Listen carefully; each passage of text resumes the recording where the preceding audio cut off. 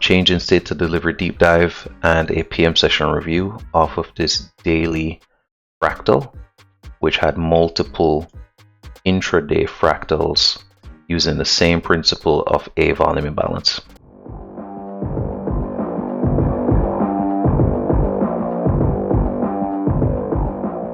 Hey trader, hope to make a short video here today with two focuses. One is reinforcing an entry technique, and then the other one is a PM session journal entry. There's a great one. An entry technique solidifying the ideas of time, a shift or a change in state to delivery, and higher time frame premise preferred. So gonna start with this one. So here we had price coming out of 9 o'clock. So we're paying attention to price after 9. We see a run up to Monday's high, anticipating a run to Monday's high and then a drop to sell side. And I'm focusing on this price action right here. So very specifically, this price action here is going to be a repeat topic on the entry technique. So time, 9 o'clock, we're waiting for that dead zone to finish between London kill zone and 9. Then we know we're anticipating equities open at 9:30. Price runs up to Monday's high. We're expecting a fall off of Monday's high. We get this change in the state of delivery. So this candle runs liquidity. This candle changes the state of delivery from bullish to bearish. That volume imbalance is marked out and we're pushed forward. That alone is not enough. So we have the change in state of delivery, but we need a market structure shift as well. So change in state of delivery drives down. We see a shift in market structure for price action relevant to post 9 o'clock. We see another shift in market structure here on its own dealing range leg. Then I run back up and the candles stay below that volume imbalance. Now this price action pattern I'm going to use in a few other examples, and I'm going to validate and invalidate it. And I want to first just, even go up to a higher time frame macro, and let's look at what we're framing this day on. So now that we have an idea of what we're going to look for, I'm going to reinforce that same idea on the daily chart. So here's a volume imbalance, price shifts, we see a retrace into the volume imbalance. So we're going to keep that in mind, and we're going to come back to it as we go through the other examples here. So things that we need time to be in line. We need that dynamic of both a shift and a change in the state of delivery. So we're looking for price to return to where there was a change in state of delivery. And this is refining where entries are possible, because even in this whole array, there is the order block, there is a balanced price range, there is the volume imbalance. Now all arrays get respected, right?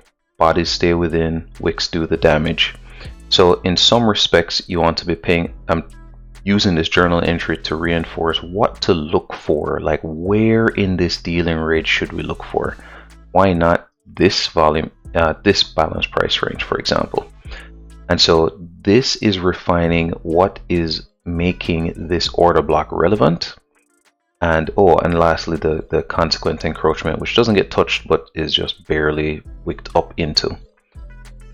Okay, so that's number one.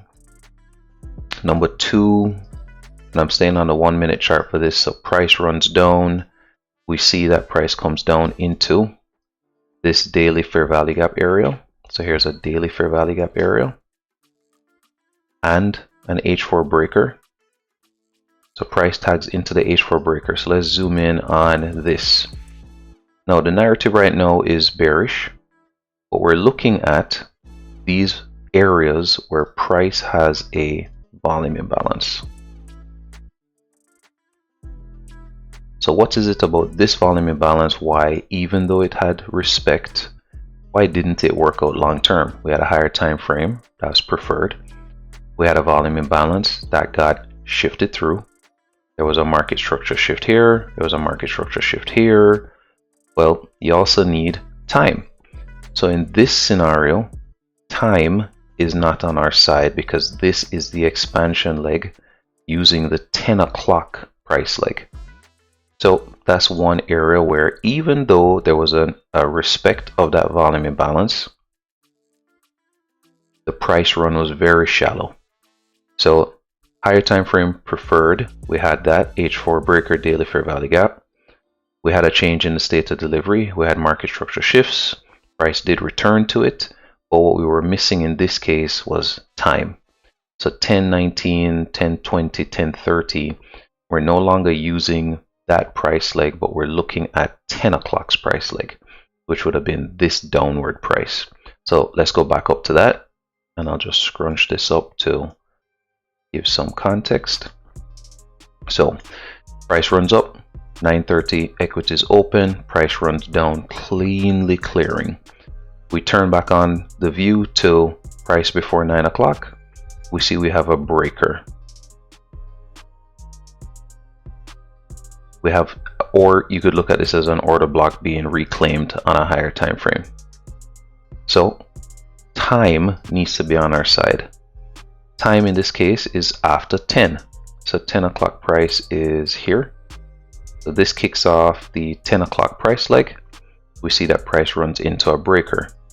Here is the same example, but for a bearish example. So price leg up, gap in between the up leg, change in a state of delivery. Lower time frame would have had market structure shifts, retest, drops down. So relevance, 50% area of this opening bearish range. So we're above the 50%. We're at a reclaimed area. Time is now on our side for the 10 o'clock price leg. We're using the 10 o'clock price leg, which is bearish. And we're not using this 9:30 price leg here, which would have, or this 9:55, 9:30, 9:55 price leg here, which might have been bullish. Okay, now let's look at some invalidations. So in the lunch hour,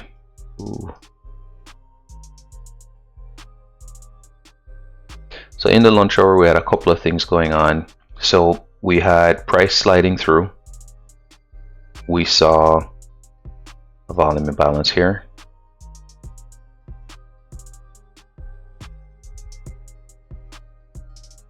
This would not be valid because even though there was a change in the state of delivery on this candle, we did not have the shifts.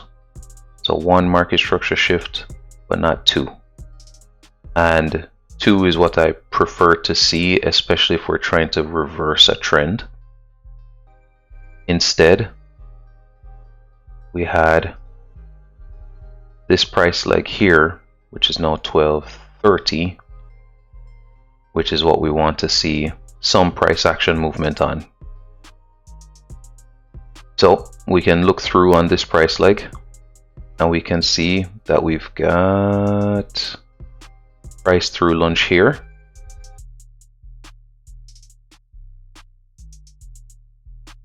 Price runs through, price comes back, retests, continues bearish. We had a market structure shift,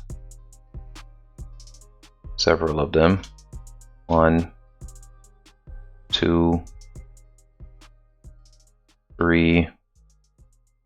So multiple market structure shifts bearish, retest, volume imbalance, good to go. Last one is doing the PM session setup. So sorry, that's a harsh transition, but here's a PM session setup, staying consistent. We've got a couple more days left to go before we finish this 3-month review. So lunch price action is bearish. Weird price gap over here. I don't know what happened on this data feed, but the AM low is actually somewhere down here. So this is the profile. We had a lunch simple liquidity move, stayed below the lunchtime high or the price leg preceding lunch. We dropped down, into some area of discount or an SMT on the lows, which we had with NASDAQ. We also dropped into that daily volume imbalance, which we said we'd come back to. Then we see a volume imbalance within the volume imbalance, change in state of delivery. This doesn't have the market structure shift I would have liked. It has a 1 but not 2. It does retest it. That would have been a pretty aggressive entry, pretty nimble on that change of state of delivery within the context of time, PM session. Higher time frame is preferred. We have the change in the state of delivery and a market structure shift. I would have preferred 2. Then another interesting study, I'm just keeping tabs on horizontal time, so reference points in time. So here's that yearly open where we're sliding above the price action that came into the PM session, broke above, retested the yearly open, and then pushed up to that buy side liquidity and that AM session balance price range right in here. All right, so that will be it for this one. Change in state to deliver deep dive and a PM session review off of this daily fractal, which had multiple intraday fractals using the same principle of a volume imbalance. All right, man, we'll do it again.